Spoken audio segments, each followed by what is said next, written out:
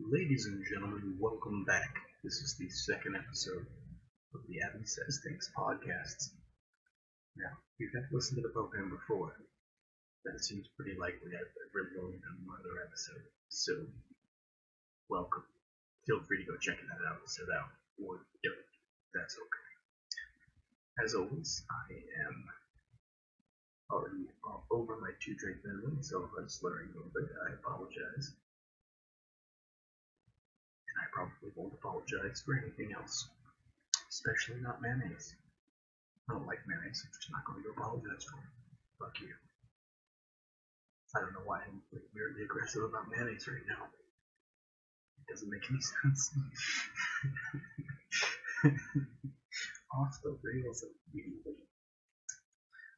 You may notice my voice is a little quiet this week. That might happen.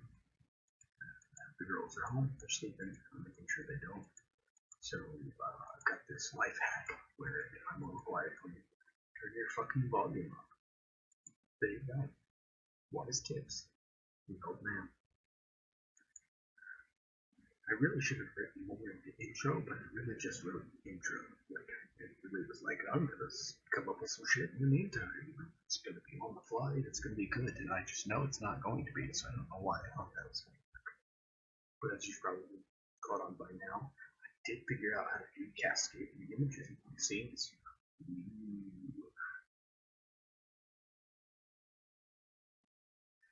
Sorry, I'm trying not to burp into the mic. Professional.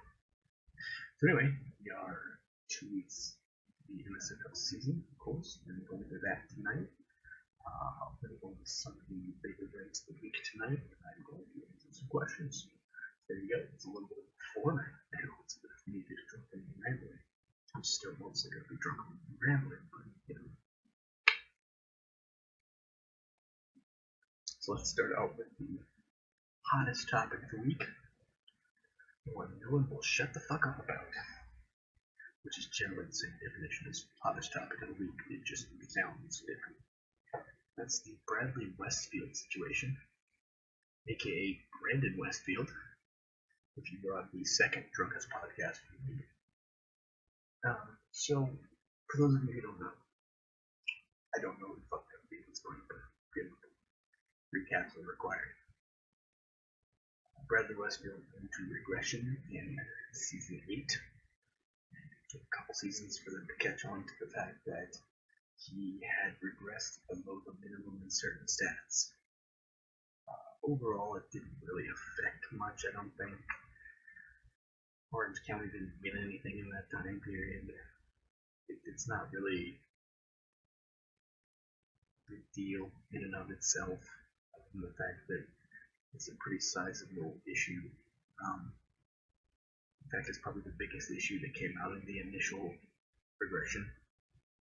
And I think that's probably a good point that nobody's really talking about. The original problem came literally the league's first regression year. So, something to consider. There were a lot of opinions back and forth. This person's at fault, that person's at fault, no one's at fault. Stop talking about it. That last opinion, of course, is held by members of one particular team who wants to talk about everybody else's mistakes and problems, but apparently don't seem to be able to handle it. They're on the back when they're on the fire. I don't know what the fuck metaphor I was going for that. Let's just say the others didn't necessarily handle well when they were under speculation of misdeeds the way other teams have been in the past. And other than that, there have been quite a few theories and opinions. Whether he did it on purpose, whether he didn't, doesn't really matter. What's done is done. It'd be really difficult to prove that he did it on purpose. So, we need like some sort of screenshot, I guess, of him telling somebody else he was doing it on purpose. Maybe he could show up in a video and curl a mustache, tie somebody to a train track. I don't know. Either way, whether or not it's on purpose is kind of a moot point. It happened. And the only thing we can really do is move on the way that it doesn't happen again. But in the meantime, we get to do speculation, finger pointing, all that fun stuff. Now, I did see the general consensus idea that really this goes back to HO, which is, let's call it what it is. It's the lazy thing people do when something doesn't go right. Well, I can't quite figure out what's the fault or what happened. Let's just blame HO. That's what we do. It happened well before I ever joined HO. It was going to happen well beyond me having left it happening for things like this. It's just it's like time or the sun setting or me saying something inappropriate. Like, these are things that are just going to happen on a regular basis no matter what. But for those of you who are unsure how we actually got here, let me give you a little background. So when the regression came around, whoever the initial updater was misdiagnosed this problem. I don't know who that updater was. I'm not going to go find out who that updater was. There's no point in going to find out who that updater was. If you go find out who that updater was, why? Why would you do that? Don't do that. So, they did the update. They missed something. The head updater then missed that they missed something, which could have happened for a variety of reasons. They trust the updater in question. There's not really any problems. There were so many more updates in that moment than there ever have been for the off-season because it was the first year of progression. The fact that our updater at the time was on their way out. A lot of things. So we reached that point where it's now been missed at 2 levels. And the third level is the member of HO who was handling progression. I must stress that point. Not because anybody it wasn't my fault, but because people want to blame an entire entity for things. And really what happens is one person within our head office is generally tasked with a specific job, or set of jobs related to something, like regression. And that person was dealing with the entirety of the situation. So when the updater goes to them and says, this is done, and the updater head goes to them and says, this is done, it's done. They're not going to double check it unless there seems to be a problem. Basically, everybody at every level is going to assume that everybody at the level below them did their job. Especially when it's something incredibly minor, like a minimum rating. Like, let's pause for a moment and think about that. The minimum rating is what's at stake here. I think they were blocking ratings too, which wide receivers don't generally use. That's what happened here. That's what was at stake. Yes, I understand the bigger portion of it. He was able to keep points in other sections because he took them right there. Blah blah blah. Yes, I get that. That's not the focus here. The focus here is that what was missed is a thing that would have been very easy to miss.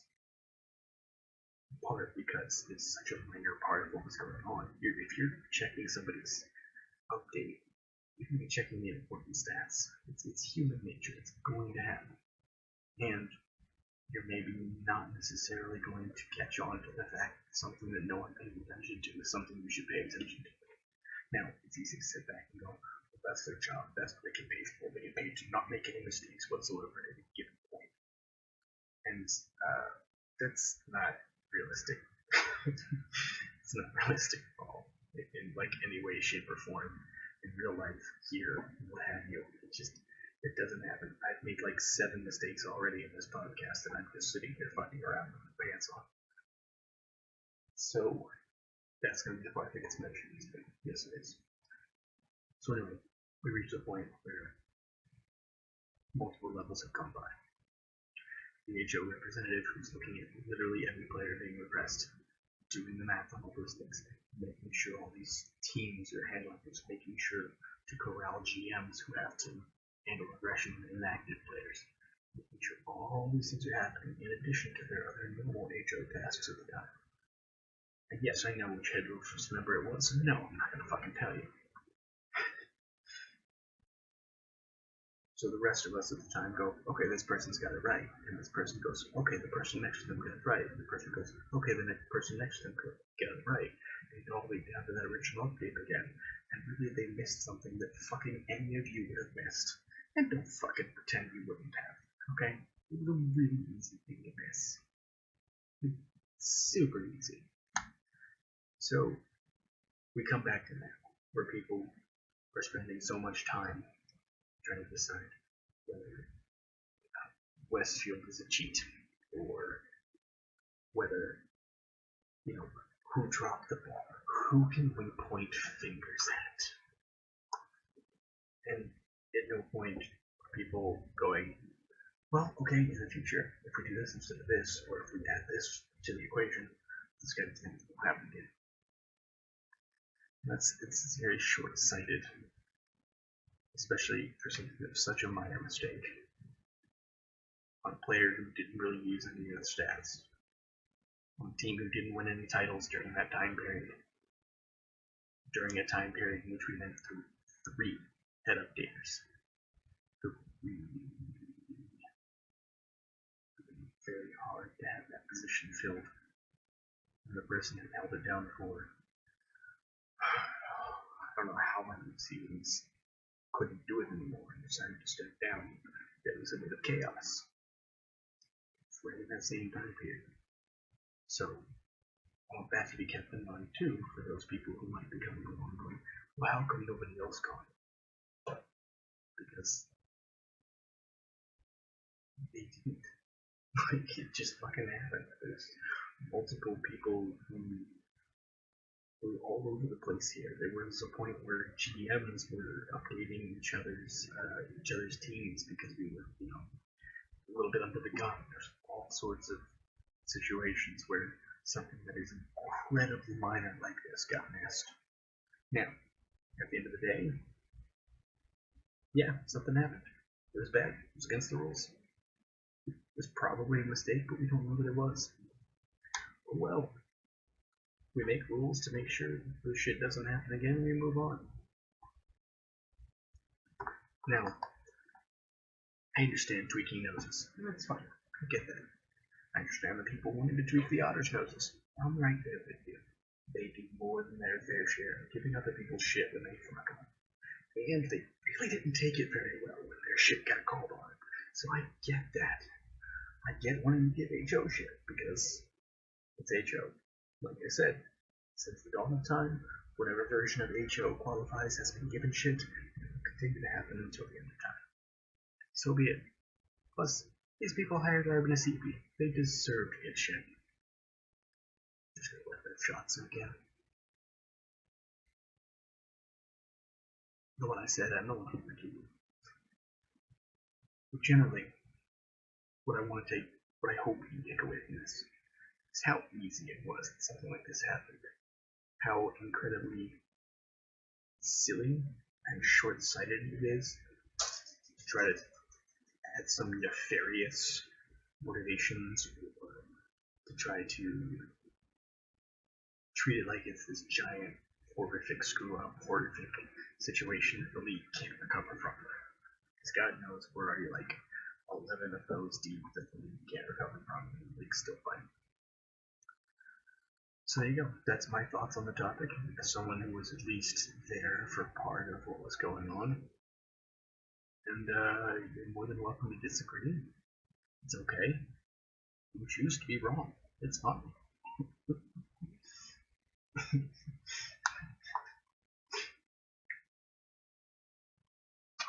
Just gonna let that one sit for a minute. Just enjoy that. How do you guys liking these backgrounds, by the way? I don't know if I needed more or less, but that's what I went with. Including some stats for the current season. Look at that. That was good. I went with top 20 on some of these. Yeah. Sorry about that. I'm sure that was loud. Alright. Well, we've talked about probably the most serious issue going on. I mean, there was the whole agent thing. There's some questions there. As someone who's on the inside of those discussions, I can tell you that discussions have not died. They're happening, and that's about it. I don't know if there's going to be an answer anytime. Like, it's not going to happen tomorrow. It's not going to happen this week. Most likely, it's just going to be a little bit of an ongoing discussion until we figure out how we want to do something that seems to be popular with a lot of players and not popular with the people who have to actually lay down the rules and enforcement and figure out all the problems. And also not popular with the people who would most likely not benefit from it. So that's three separate groups. You got the players who think, oh, this is fun, this is interesting, it's something different, let's try this, see what happens. You've got HO, who has to handle rules, enforcement, and you got the GMs who are very much against it because it doesn't help them. It's not rocket surgery, guys. It's pretty obvious where everybody's motivations are. And that's as much as I'm going to say on that at the moment, because I've spoken on it quite a bit, and I don't want to talk about agenting when I'm wearing pants. I really should have put more things in my schedule. Here, I literally just have a line that says, blabber on for a minute, because you're probably going to. I wrote that about myself, by the way. I don't know if that's self-awareness or what that is. Also, why did I say blabber instead of babble? These are important questions. Either way, I want to move on to something from Sweetwater's podcast. And if you haven't heard it, go hear it. It's in the media section. If you found this podcast, you would find that podcast. Like, I'm not going to tell you how to get to it. You should be able to handle this. Super low level of work. But one of the things he discussed during his episode is the idea of electing members of head office instead of having head office pick them. And came up with some reasons for that. People might not be popular with current members of head office. The idea of there being a problem with too many people thinking the same things. Yes men, quote unquote. I don't see any fault with any of his theories. And by the same token, I'm not sure what form an election would take for head office. I guess you would need to have people announce that they wanted to go for it. You'd have to have people vote somehow. You'd have to have some sort of campaign, I guess, but then it feels like a political office. There would be a lot of things to iron out if we went that way, and it would be kind of a pain in the ass. And no, you're not going to get the current head office to approve of this idea. I'm just going to let you know that right now. You're not going to get, and that's not a slight on any of the people who are currently in head office, except our CP, who will continue to slight because he knows that I'm going to continue to give him shit no matter what. You're not going to get people to do things that sort of take authority out of their own hands. That's not like a regular thing that's going to happen in life, let alone here.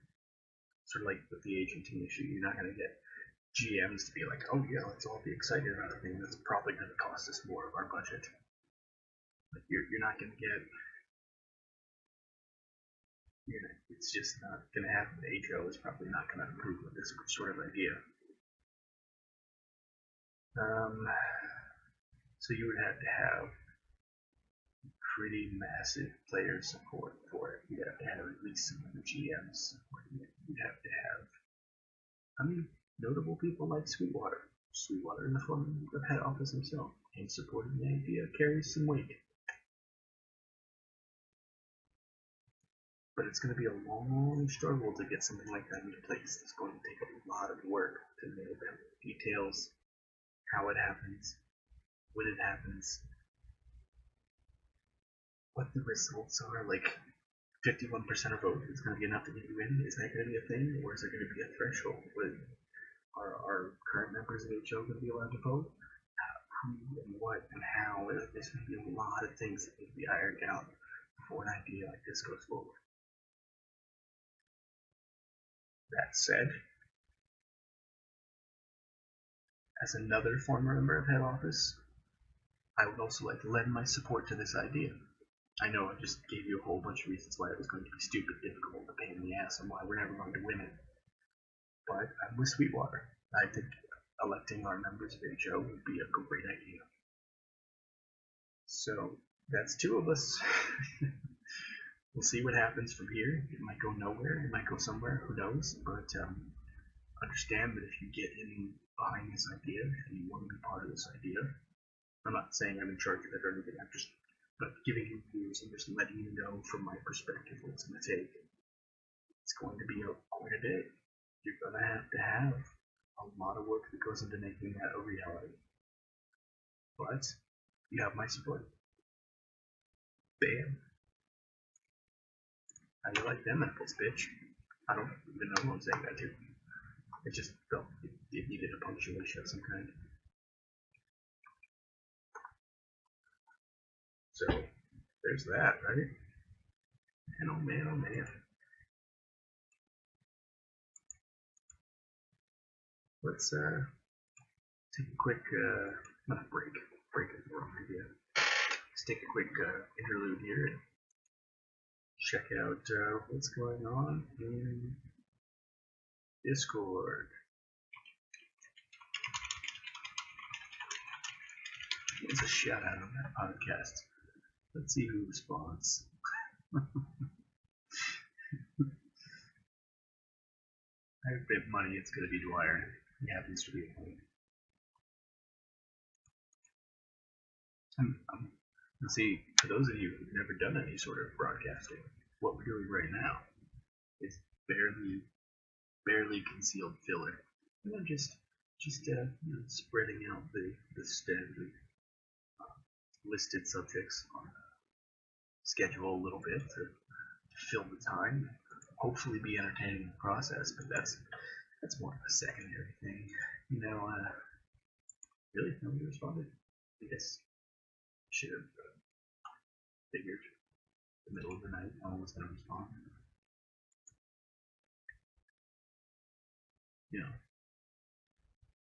I'm wounded very deeply, obviously.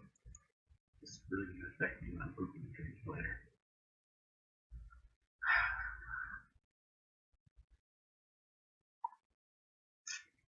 Also, just a shout out, anybody who throws together a pooping and drinking graphic, I will put it on the podcast. Ezekiel Bishop, really? Really, Dwyer? Really? I spelled really wrong. I know I spelled really wrong. Ezekiel Bishop. What is wrong with this dude?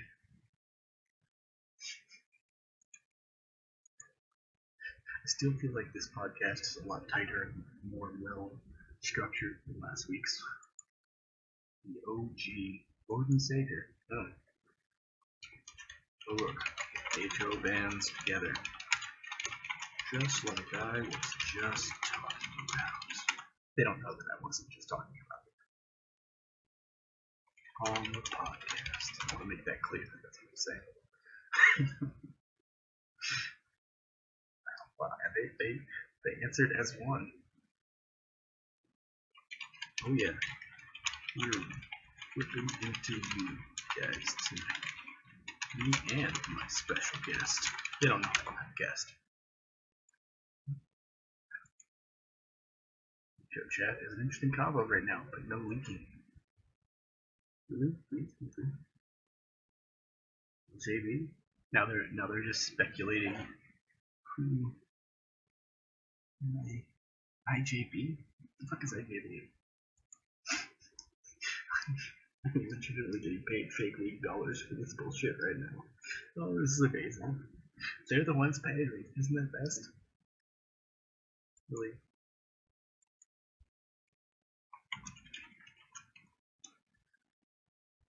Ole says that he wonders if anyone has actually figured out what he does in HO. Complain, mostly, but that's not really a surprise to anyone. And to be honest, I don't know what he does. I haven't been there in weeks, almost a month. I ducked out quick as soon as I knew my tasks were done. HO was pretty grating on you in the long haul. Percocet. Wow. Molly, Percocet. Exclusive. I'm definitely talking extensively about your value. Tag holes in that. I'm not, but I will have gotten him to listen to everything up to this point. So, hey buddy, how you going? How you feel about the show so far?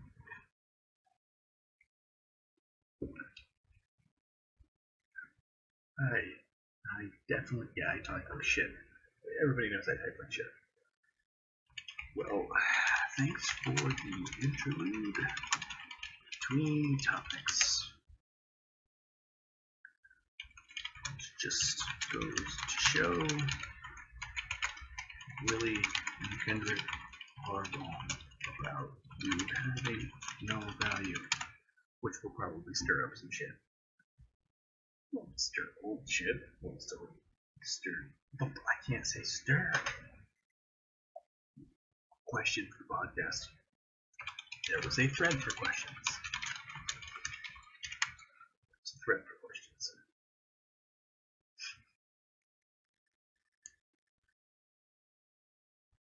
How do you expect the entire league to follow rules?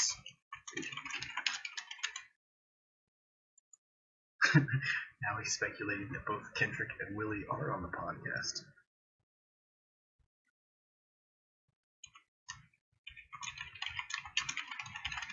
CP thinks it's hilarious that you think he is Trey or Kendrick.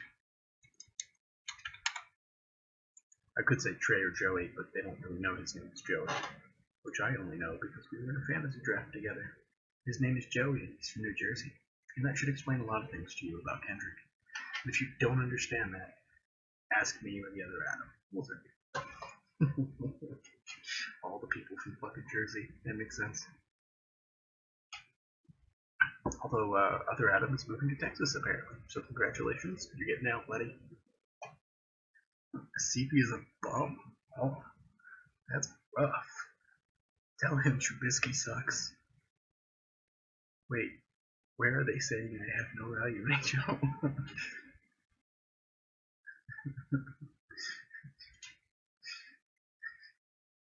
I was totally gonna stop and go back to the regular portion of the podcast 3 minutes ago, but they're actually being entertaining. They know I do just enough to get that $10 million payday. Ooh. I'm gonna type that now. Ooh. That's a story. Zermagerd. Joe gets paid money and stuff. How dare they?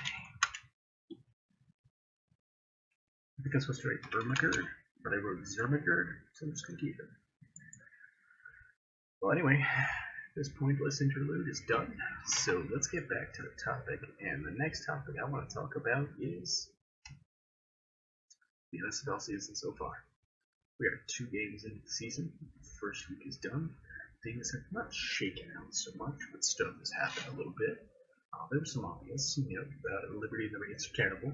Everyone kind of expected that. They have no wins between them. The Outlaws and the Sabercats, everybody kind of expected them to be bad. They each have a win.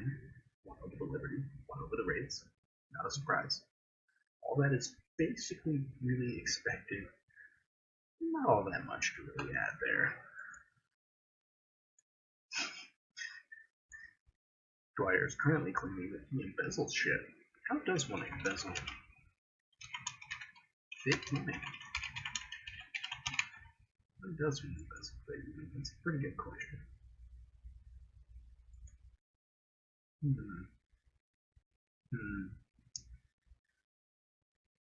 Anyway, one question you did ask, I won't be answering. So suck it. Anyway, Liberty rates suck. Now Walls and Cats seem to suck slightly less, but we'll see how that goes. This is going to be, I think, the strongest DSFL draft class since the last strongest DSFL draft class, which was last season. Or is it just... I can't talk, I swear to God. This is going to be the strongest NSFL draft because the DSFL draft was so strong this past season. You got a lot of different players who are really good. Like, for example, the host of the other Drunken Podcast, Sweetwater, aka Jared Candy, who's the leading rusher in the DSFL right now. You can check that out. That's a real fact. You got so many different people. So being at the bottom of the standings this year has a very small shot of getting someone who improves your team significantly and who adds to your locker room. Being anywhere in the first couple of rounds really has a chance of interviewing several people. So we'll see how that all shakes out. But some of the topics I want to talk about, Yeti, who are a likely playoff team, once again played Baltimore. Once again came up short. They lost 30-28. Although the score was a little wider than that. They scored a touchdown with about 2 minutes and a little change left to make it 30-28. So it was 30-29 before that. Which I guess theoretically they still could have come back and won, but either way, it seems like the Yeti aren't quite there yet. Although, they're getting there. They're working. It's hard to say that they're not. Things have definitely improved for them. We got Applehort. Yes, I said his name correctly. Applehort. He's balling out. 7 touchdowns, 1 interception. He's killing it. So it's hard to say. They're not close to being there. But it seems like they're not there yet. Baltimore is still going to be the boogeyman for them. Obviously, again, still early in the season, but the fact that they did it. Oh, I'm sorry.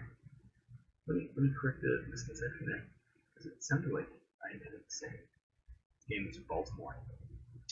It was not. The game was in Colorado, so that's a big deal. And it actually leads into a point that I wanted to make. Colorado is currently 2-0. Both games were road games. Both games were division road games, or conference division, whatever that title. Both against the Rates and the Yeti. So those are big deals. Those are big deals. They've already got the Duke up on the Yeti, which I'm not going to sit here and say this was the season everybody predicted the Yeti to go over the Hawks. I'm sure somebody did. I haven't looked. But beating the Yeti in Colorado kind of puts a stop to that, like, right away.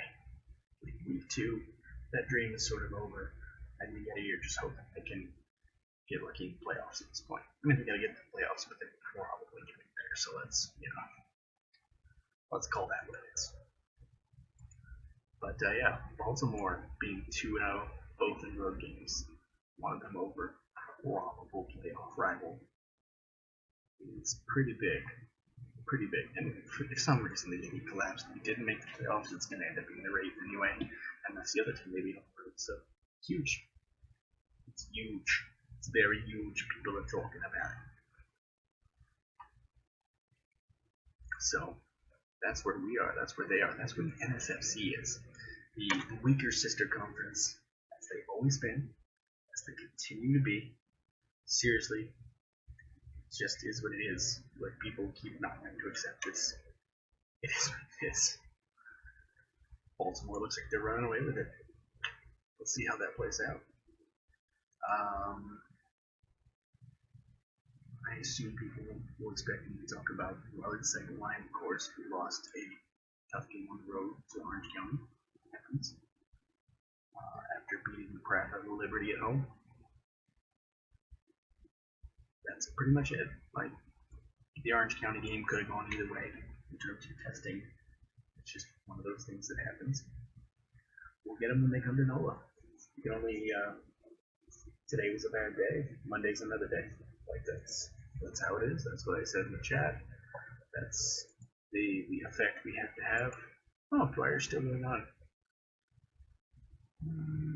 Okay. He says TC is the shadow owner, which has been my joke for fucking months, by the way. Months. TC is the shadow commissioner, he's the super commissioner, he really owns the place, blah blah blah. For fucking months, and this dude never jumps on the joke until now. Stealing my joke about TC. You son of a bitch. Oh, all caps. Didn't know that was happening. For those of you who generally wonder if the caps thing is really a mistake, yeah, it really is. I generally don't know. And one more thing I want to talk about with the season. Well, two things I want to talk about with the season. But I want to talk about what's happening next week. So next week's slate of games, I looked at them. Every team has 4 games.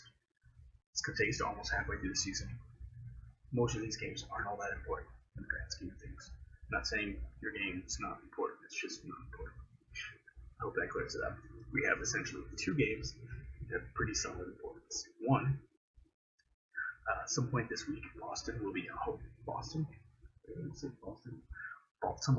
hosting Orange County, and that's a pretty big one. That's a big one.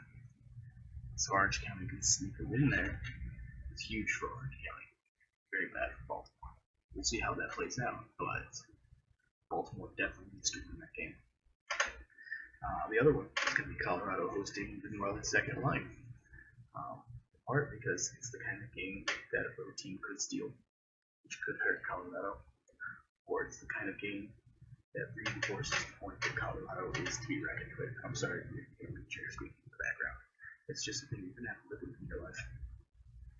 But these are definitely the 2 biggest matchups of the week. Definitely the 2 that have the ability to affect what's happening in the league. So there is that. Now, have you ever had the host of a podcast pause in the middle of a podcast to go pee? Because that's about to happen. I'll be back.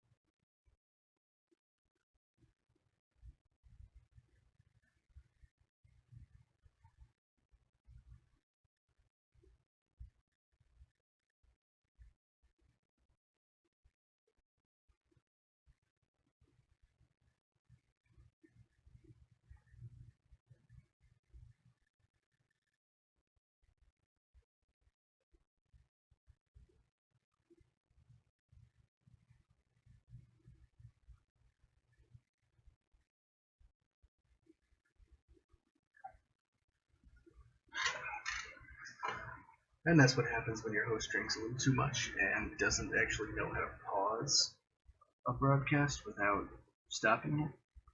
You have to Google that. Either way, I hope you enjoyed that interlude. Gonna go back to the chat for a moment. I just let the recording go for 45 seconds while I took a pee in the middle of the podcast. Oh, still, all caps. I forgot about the all caps thing. Fuck your rules. I'm a rebel.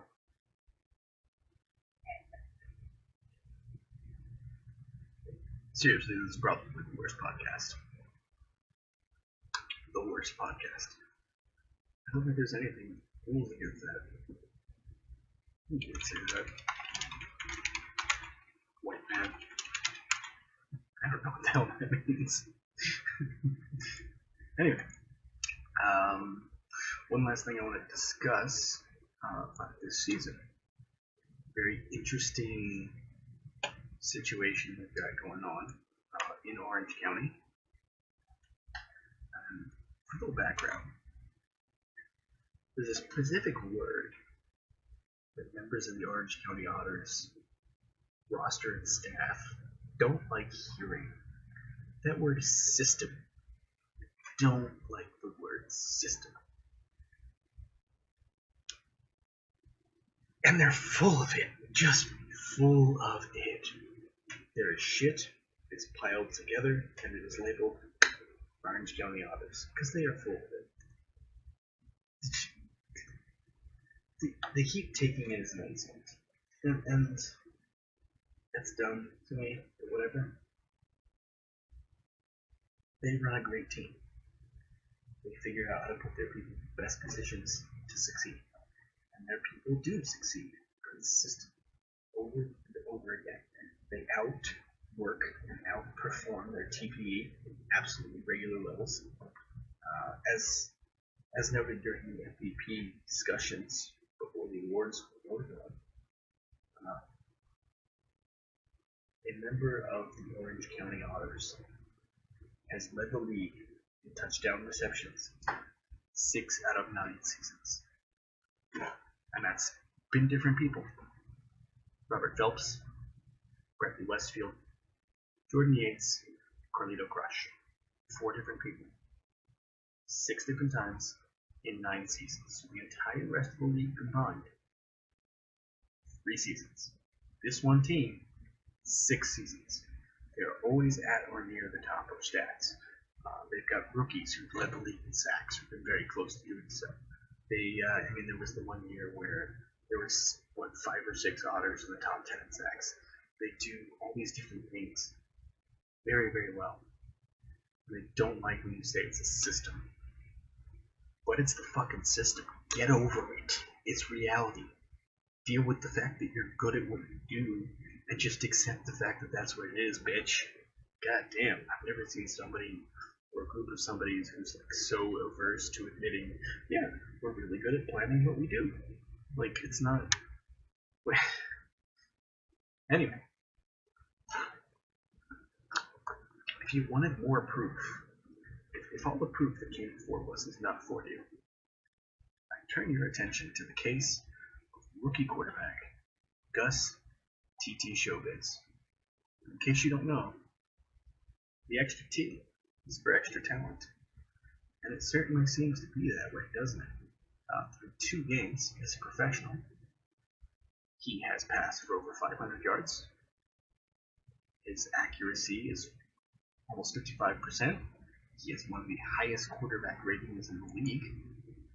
And he has passed for 5 touchdowns and 0 interceptions. I want to stress to you, these stats have never fucking happened for a rookie quarterback in the NSFL. Not even fucking close. Just not even close to being close. 5 touchdowns, 0 interceptions. That's currently a better ratio than everyone. It's tied for second most in touchdowns and has 0 interceptions. For the record, Brian Applehort, 3rd-year pro, 7 touchdowns, 1 interception. Kevin Fitzpatrick, 2nd-year pro, 5 touchdowns, 1 interception. Orcus Maximus, the preseason favorite to win the MVP, 4 touchdowns, 0 interceptions. Lower accuracy rate, less yards. This is not something that rookie quarterbacks do in this league. They just don't. Evidence is there. It's overwhelming. So for this to come out and happen right now, and feel free to watch this throughout the season. I could be way off base here. Maybe he goes on a regular rookie quarterback in the NSFL type streak over the next 4 or 5 seasons. 4 or 5 weeks, my bad. Maybe that happens. Maybe it happens, but I don't buy it. What I buy is that this is pretty much a solid example of what's going to happen this year with this rookie quarterback. He's going to blow away the records of every rookie quarterback that's come before him, every real rookie quarterback that's come before him. And that it can be chalked up to the Orange County Otters system, which is a thing that exists and is like not even fucking arguable at this point. Like it's really not even arguable at this point. So what I'm telling you, if you're a free agent and you don't sign with Orange County, it's because you don't want stats. Because if you sign with them, they will get you stats, no matter who you are. They will find a way to make you say, yes, I know this kind of sounds like I'm advocating for them at this point, but it's just an obvious expression of the things that have happened for so many seasons in a row now. Ridiculous amount of seasons. You ever notice almost every time that there's a ridiculous stat outlier, it's an otter? Yeah, that's not a mistake. It's a system. It's your system. You built it. Fucking deal with it. It's successful. Here's a 1.5 million penalty for all potty breaks. Oh shit. It's not like I'm making money this season. For those of you who don't know, I was fined my entire NSFL GM salary for the season because I did accidentally leak one of my picks. Because I was drunk at the time and accidentally welcomed him to the team a few days before he was supposed to know he was on the team. In a fantasy football draft. I'm not even 100% sure he was paying attention.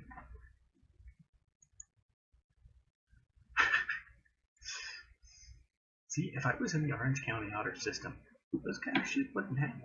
Those kind of mistakes wouldn't happen. You know? And I'd probably have a wine on some good beer. They do apparently talk about beer quite a bit. At some point, I'm definitely going to join that team. I'm never going to join that team. That's Charlie Law. Charlie Law hates the Otters, so I can't do that. It's a character thing. But whatever player I pick next time, whose name will most likely be Dick Wizardry, I might just join the Otters. We'll see. In free agency. Self-tampering player that doesn't currently exist.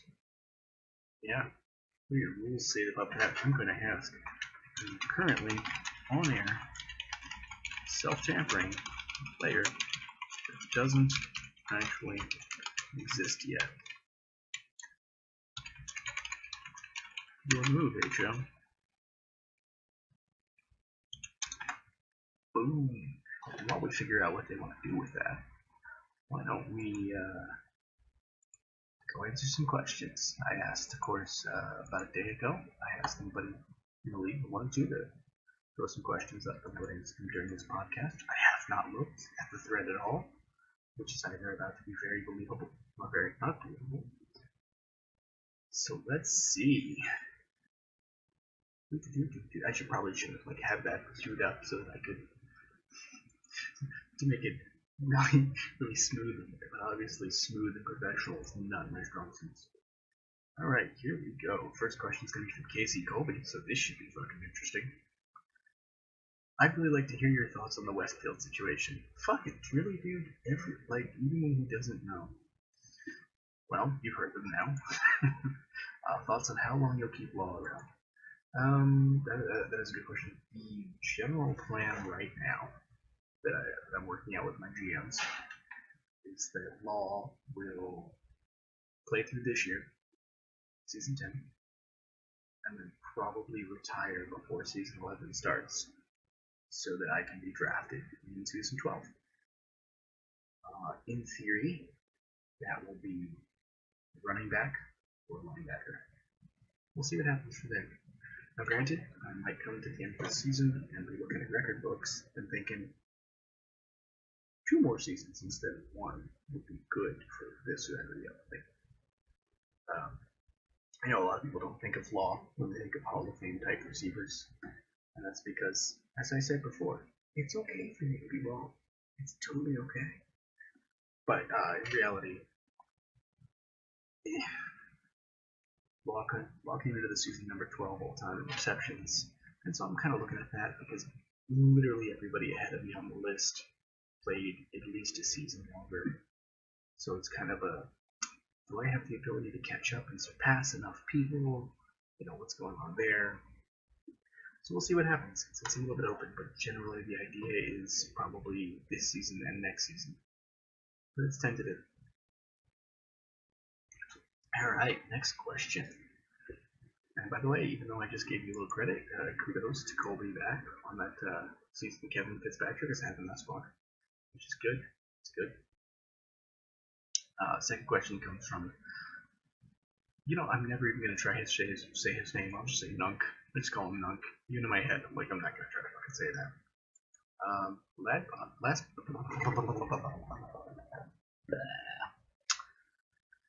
beep beep beep beep beep beep. Adam can't talk. Raven hasn't watched my podcast. What the fuck, Raven? Good job, Olds has my back, saying he'll be banned. That was obviously before he listened to this podcast. You might change his tune afterwards. Anyway, Nunk says, the last podcast you did was right after you were hired to HO. Oh yeah, that was the podcast with Raven, oddly enough. See, that's one of those moments where it feels like I planned it, but I fucking didn't. I mean, the fact that I took a piss break in the middle of a podcast should probably make any doubts you have just go away. Last podcast you did was right after you were hired to HO, or at least that's the last or only one that I've listened to. Really? You didn't listen to the one from last week? This is episode 2, you didn't listen to episode 1? Okay. What has it been like transitioning out of HO? Amazing. I don't get 25 fucking messages a day, usually about dumb shit. No, I think Philadelphia is $500,000 over our cap because I didn't count, and look, it turns out my team's over the cap too, and now you're bullying me because you checked into the thing I brought up to begin with. That sort of shit. Why do you think there's such a revolving door in the head office lately? Yeah, it's not lately, buddy. That's the whole... Okay, so I should probably let this question finish. Why do you think there's such a revolving door in the head office lately, and how do you think it should be addressed? Now, of course, the hidden element to this is that I discussed the possibility of him moving to head office not long ago. Like in the last week, I kind of suggested, hey, there might be a spot for you if you wanted, because I happen to know they would love to have him in there, and I happen to think he's someone who would be great in there. But he loves GMing, he loves being the rookie mentor head. Hired him for that position. What did Adam ever actually do? I found the people to do the jobs people didn't want to do, and I found the people who liked doing it. That's what I did. Anyway, what do I think there's such a revolving door in head office? How do I think it should be addressed? It's one of those things I've talked about a little bit, multiple times now. I think head office is very draining. It takes a huge toll on you because you're dealing so much. But all joking aside, as much shit as I'm saying that it's mostly joking about stuff, the real serious fact here is that it takes a lot of work to create a situation where 100+ people can have fun with it. Like this. There's this so intricately layered build. We need to have 60, 70 people doing all these different variety of jobs to make this work. And when you're an HO, you end up having your own set of jobs, plus the expectation of you coordinating all these other things, plus the expectation of you putting out any fires that pop up, any random situations that happen. Obviously, we had the one last season where a GM had to be removed. That's not a situation you expect to happen often. It was a long time coming when it did happen. But these are the kind of things that weigh on me. It's still not a thing I'm happy happened. I don't think anybody in HO is happy about it. It was just a thing that felt like it needed to be done after... to not bullshit you, basically almost every GM for several seasons told HO they needed to do it. Most of HO was in favor of it for a while, but let time go by, real evidence built up. We took a slow and steady approach that Dermot always favored when he was the commissioner. And we didn't talk about it publicly, because that was also something Dermot favored as a style. Don't talk about it too much, don't bring it up, don't engage. It ends up into arguments that we can't win, etc., etc. And then we did it. And nobody was really happy that it happened. Nobody was. Just nobody. But it's one of those things that you have to do in that position. It's an example of what HO is dealing with at all times. There's always some sort of situation where the most random shit will happen, and then you have to have a random serious conversation about it, or multiple conversations about it, where decisions and compromises and results have to happen at the end. And that's ongoing. That's all the time. Plus the regular workload. Plus the making sure other people are on their regular workload. Because if you are not perfect, somebody's regression goes wrong for 3 seasons and then it becomes a league-wide scandal. All of that, is one thing. And then you add in public perception. The shit that HO constantly gets. Just unceasingly. And some people are worse about it than others. I mean, they knew who they are. Everyone knows who they are. Some people are terrible about it. HO's at fault for this. Why didn't HO do that? Why didn't HO wipe my ass this morning? Like, it's a thing, and it gets on your fucking nerves. And there's a point where you have to walk away. Or where, like, Sweetwater said in his podcast this week, where he just drops off, you abandon. You just, like, you hit a point where you're like, I need to stay away from this for a minute. And sometimes that means the league goes with it. There's a reason that more than half of the HO members who stepped down or have been removed left the league. I want to say it's way more than half, to be honest. And I think that's a big deal why there's such a revolving door. There's so much work, so much effort, so much toil, and the result is, oh, why do they get $10 million a year? Why? I don't know every detail of what they're doing. Like, it's a thing. It's not the greatest thing in the world, but somebody's got to do it. And my philosophy when I joined HO was that I was trying to help other people have fun in this league, trying to improve things I thought needed improving.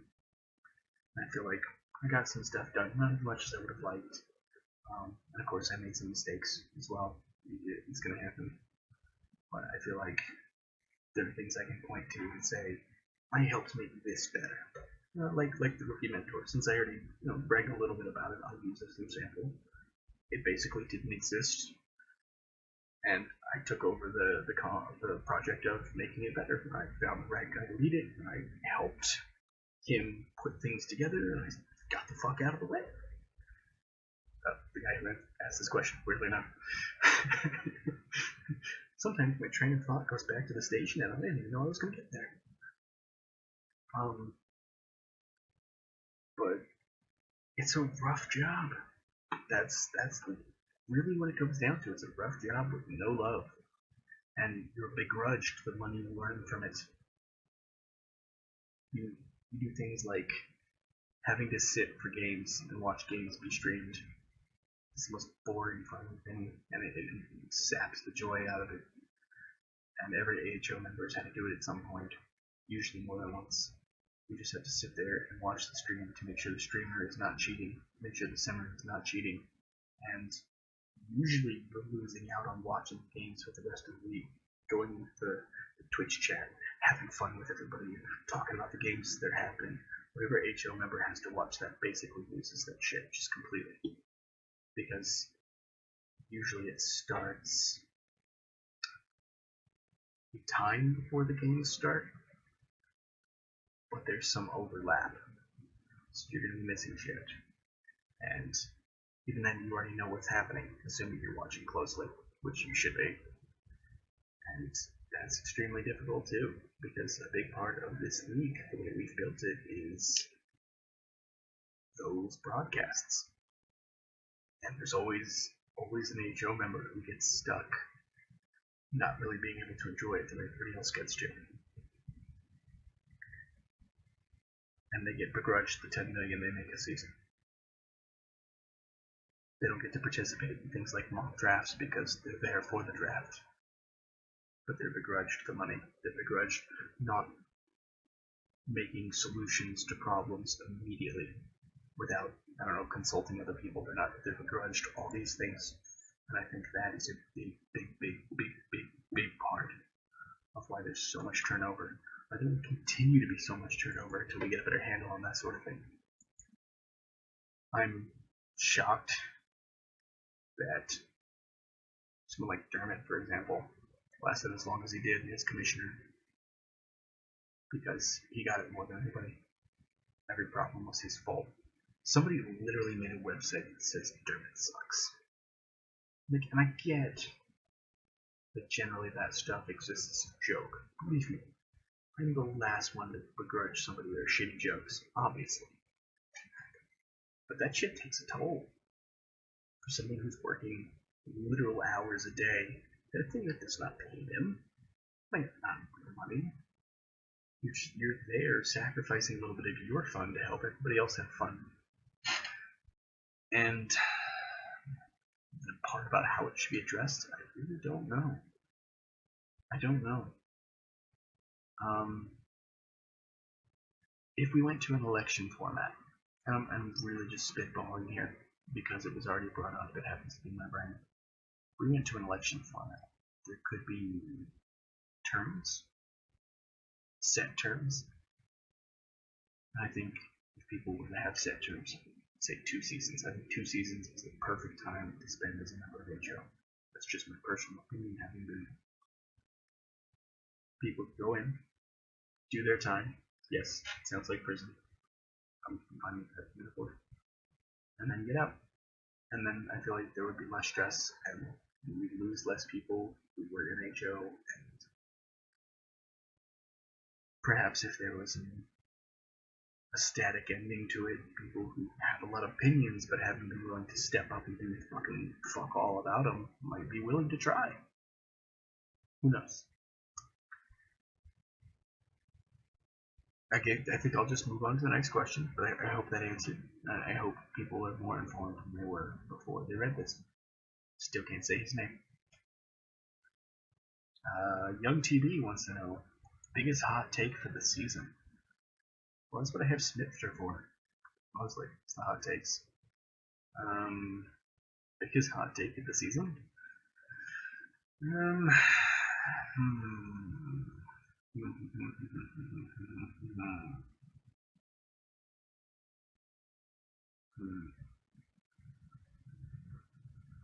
don't know. I don't really have any hot takes. Then again, as far as I know, there are hot takes, but they might be. I have all sorts of opinions that I don't realize are controversial or such a big deal. But, you know, such as it is. Xavier Flash won't be the offensive rookie of the year. How about that? I don't think he will. I think it's going to be Gus TT Showbiz. T, again, extra talent. I think Showbiz is going to thrive in the Orange County Otters system. And he's going to be rookie of the year. And then he's going to win, 3 of the next 6 MVPs. And on that note, I have reached everything that's on my list. I've answered questions. Why the fuck did I Google Marcus Camby? Alright then.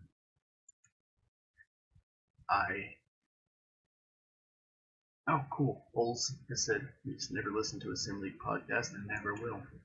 That's awesome. Because he's a dick. He is. He's a bitch. Like, the dude just constantly sends dick pics to HO. Is this okay? Is this alright? What if I put it at this angle?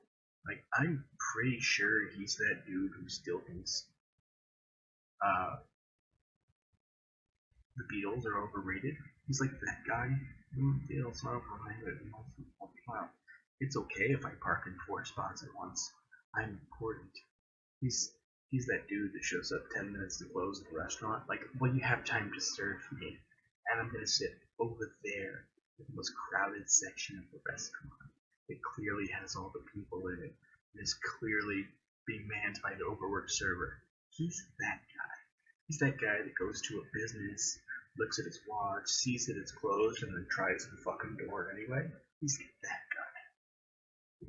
The best part of it, as long as none of you say anything, he either A, will never hear any of that, or B, will hear it and then have them not say shit about it, or otherwise you'd have to admit he actually listened to a podcast. And I think at the end of this, we can all gather together, warm the cockles of our hearts, knowing that he probably listens and just doesn't want to admit it. And also that Baltimore sucks. Because it does. Baltimore is a shithole. That's not even me making jokes just to fuck with bulls. Baltimore is one of the most dangerous places on earth. It's awful. Like, you think The Wire was drama? Like, that shit was real. Baltimore is so bad that people hide in Washington, D.C. Which, for those of you who don't know, fuck all about geography. They're basically right on top of each other. Yeah, Baltimore's just terrible. And I think we can go ahead and end there. Baltimore is terrible. Raven needs to fucking listen to these podcasts, you son of a bitch. I don't mind that Arvin Asipi followed me into GMing and into HO. That was actually Dwyer's question. What is it like to follow you into GMing? Yeah, he quit 9 games later. HO, he'll probably stick around a little longer. But, you know, he actually applied for HO before I did, too. He talked about it a couple seasons before I was going to. So it's not like it's a surprise. If he could just stop fighting with everybody about everything all the time, that'd be great. But then again, to be fair, since he took up the position, he's been a lot quieter about that sort of thing. Which could be a testament to him trying to maintain that image that goes along with being a member of head office and trying to do better. Or it could be a testament to some of the things I've told you about. Probably a combination of both things. And other than that, I still don't know why I googled Marcus Camby. Oh, I remember why. I was reading an NBA comment. Somebody said that Marcus Camby walked by and then he looked like a fish with arms, so I had to Google the image. I can't think of a better way to end. Alright, y'all. Have a good night. I will get back to you next week. I will probably be just as organized and disorganized all at once. I'll try to see if I can figure out how to pause the recording so that you don't know when I'm going to be in the middle of the podcast. And as always, fuck the Eagles.